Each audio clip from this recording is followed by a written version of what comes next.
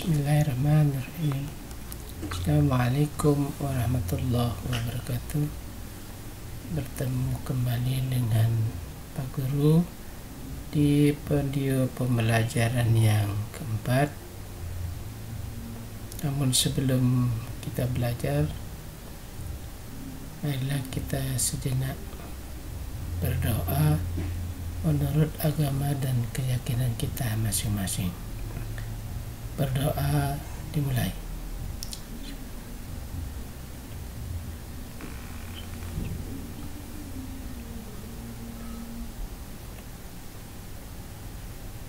Berdoa selesai. Anak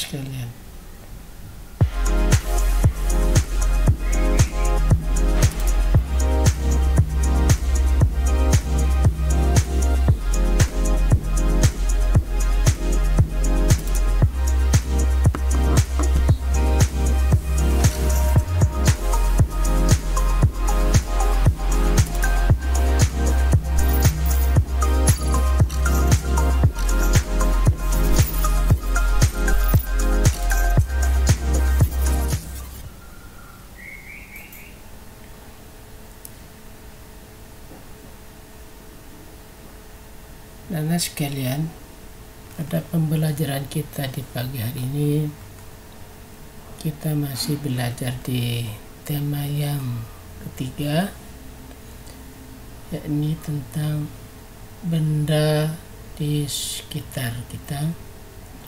Pada subtema kali ini kita masih belajar tentang perubahan wujud benda, khususnya perubahan wujud benda dari gas menjadi cair pada pembelajaran yang keempat. Anak sekalian, di minggu yang lalu kita telah belajar tentang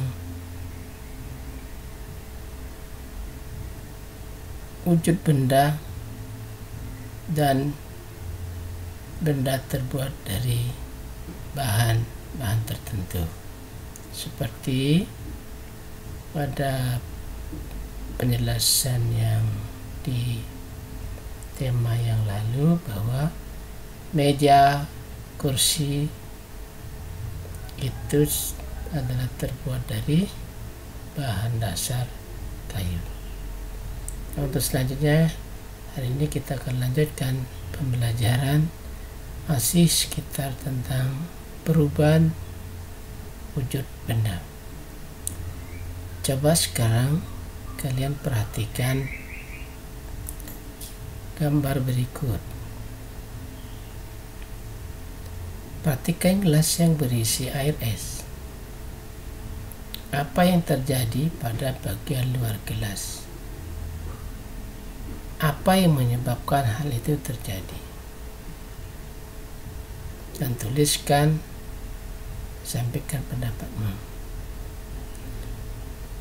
Di luar gelas tersebut kita masih bisa melihat ada titik-titik air. Apa yang menyebabkan ada titik-titik air pada gelas ini? Mari kita lanjutkan. Dan sekalian, titik air yang kalian lihat di sisi luar dari gelas yang berisi air es tadi, itu adalah merupakan proses yang kita sebut dengan pengembunan atau mengembun. Apa itu mengembun? Mengembun adalah proses perubahan wujud dari gas berubah menjadi cair. Nah sekalian, ada dua contoh peristiwa pengembunan dalam kehidupan kita sehari-hari. Ketika kalian memasukkan pecahan es batu ke dalam gelas, sisi luarnya gelas yang tadinya kering lama-kelamaan di sisi luar gelas tersebut terdapat titik-titik air.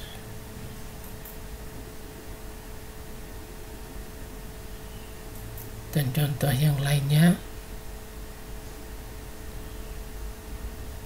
pada saat kalian berkendaraan naik mobil pada cuaca yang cerah dan tiba-tiba saja jendela mobil bagian dalam kering, tapi ketika hujan turun, kaca mobil bagian dalam menjadi buram. Apabila kalian menempelkan telapak tangan pada kaca, maka telapak tangan kalian akan menjadi basah. Bagaimana peristiwa itu dapat terjadi?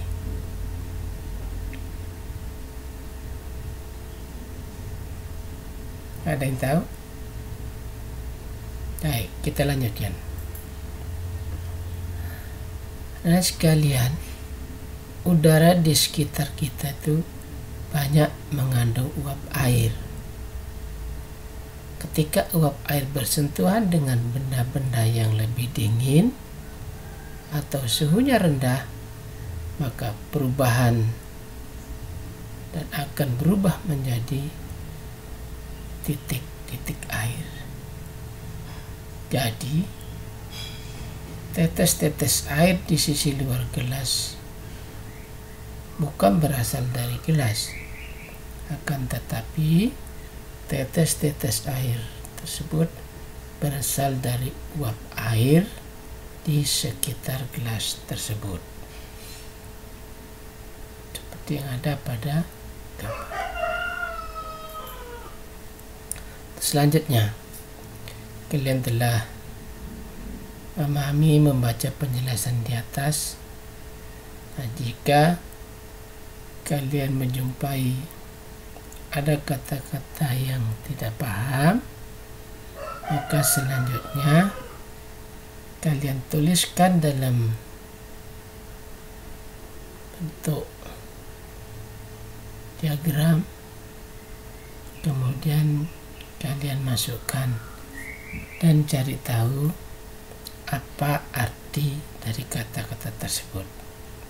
Seperti contoh, jika misalnya menjumpai dapatkan ada 5 kata yang menurut kalian ini adalah sulit atau tidak paham, maka selanjutnya kalian cari tahu artinya. Apa arti proses, embun, cuaca, suhu, uap, dan lain sebagainya. Lewat mana kalian bisa mengetahuinya? Kalian bisa dibantu dengan menggunakan kamus bahasa Indonesia jika kalian punya di rumah.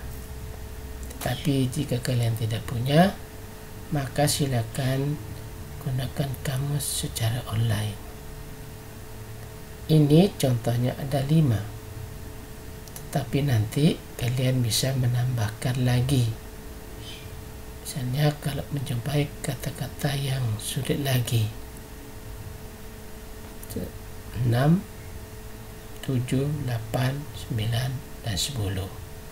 Kemudian kalian buat dalam tabel, buat di buku kerja kalian. Setelah itu kalian kirim ke gugus kelas masing-masing. Tapi jika tidak sempat, maka silakan disimpan dan nanti tugas terakhirnya akan dikumpulkan dalam waktu yang relatif lama. Selanjutnya adalah proses itu, kalau kita artikan itu adalah urutan pelaksanaan atau kejadian yang saling terkait. Itu kita sebut dengan proses. Nah, kalau embun adalah merupakan uap air yang mengalami proses pengembunan, yaitu proses berubahnya gas menjadi cair. Nah, tapi kalau jika dibalik, proses perubahan dari cair menjadi gas, kita sebut apa? Nah, itu juga arti katanya nanti itu juga termasuk kata sulit. Silakan nanti mencari tahu. Lanjutnya, cuaca adalah keadaan udara pada saat tertentu di wilayah tertentu yang relatif sempit dan dalam jangka waktu yang singkat. Itu kita sebut dengan cuaca. Contoh misalnya, pada saat hari ini di pagi hari kita merasa panas. Apakah seterusnya akan panas? Tidak. Panas itu mungkin akan terjadi hanya dalam waktu beberapa saat saja dan dalam waktu yang singkat.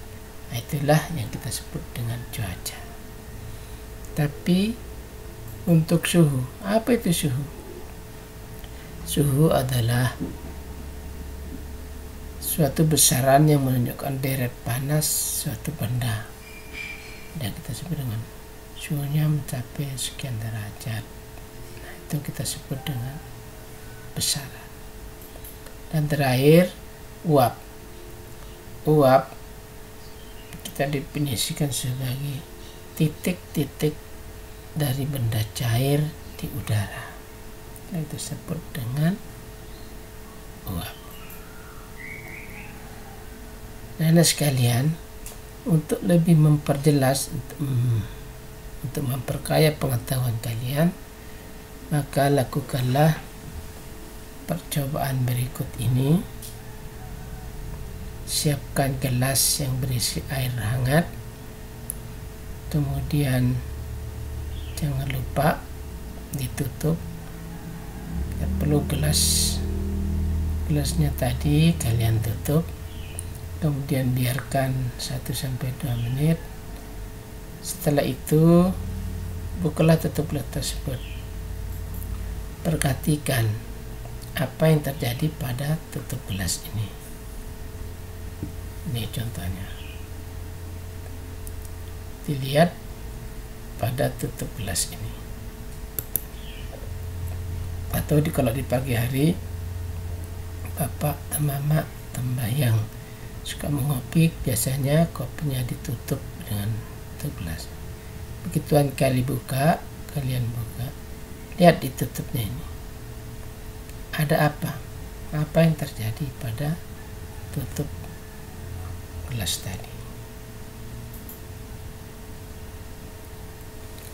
Dan sekalian, setelah kalian membaca dan melakukan percobaan tadi, maka hasilnya kalian bisa input pada, dan kita tarik kesimpulan apa yang kita maksud dengan pengembun atau mengembun. Ada yang masih ingat mengembun itu apa?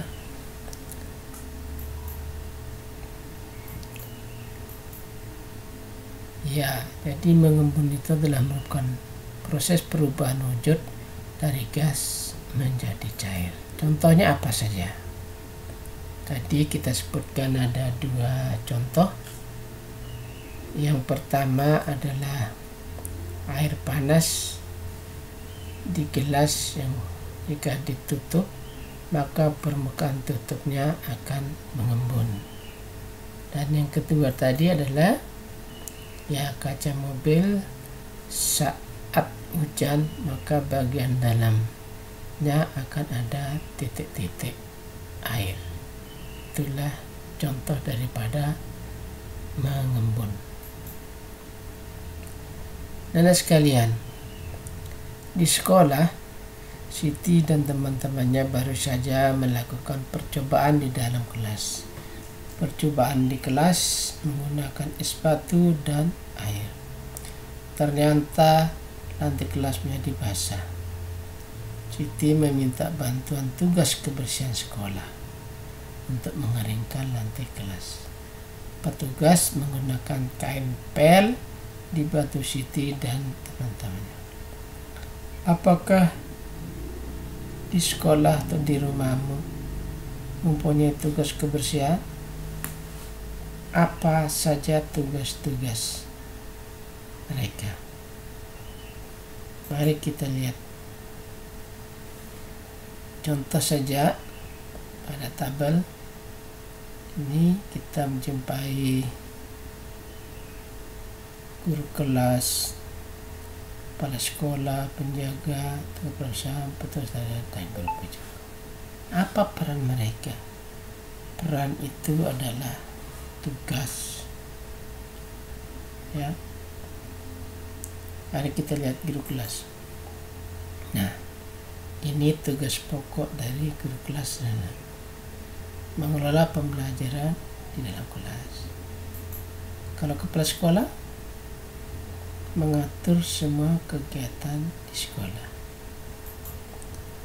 Penjaga sekolah adalah menjaga keamanan sekolah. Nah, sekarang kalau perpustakaan, apa tugasnya perpustakaan? Ada yang tahu? Ya, salah satunya adalah mengurus pelayanan di perpustakaan sekolah. Selanjutnya, petugas tata usaha atau kita kenal dengan TU. TU itu mengurus persuratan atau administrasi sekolah. Itu tugas pokoknya. Dan yang terakhir adalah guru PJOK. Guru PJOK tugasnya adalah mengelola pembelajaran olahraga di sekolah. Dan anak sekalian, demikianlah pembelajaran kita di pagi hari ini. Jangan lupa belajar dan mengulang lagi pembelajaran yang telah ada. Jika kalian belum paham tentang pelajaran ini, kalian boleh mengulang-ulang lagi pembelajaran yang ada pada video pembelajaran ini. Jangan lupa cuci tangan setelah beraktivitas dan selalu menggunakan masker jika keluar dari rumah. Akhir kata, Pak Guru cukupkan sampai di sini. Assalamualaikum warahmatullahi wabarakatuh.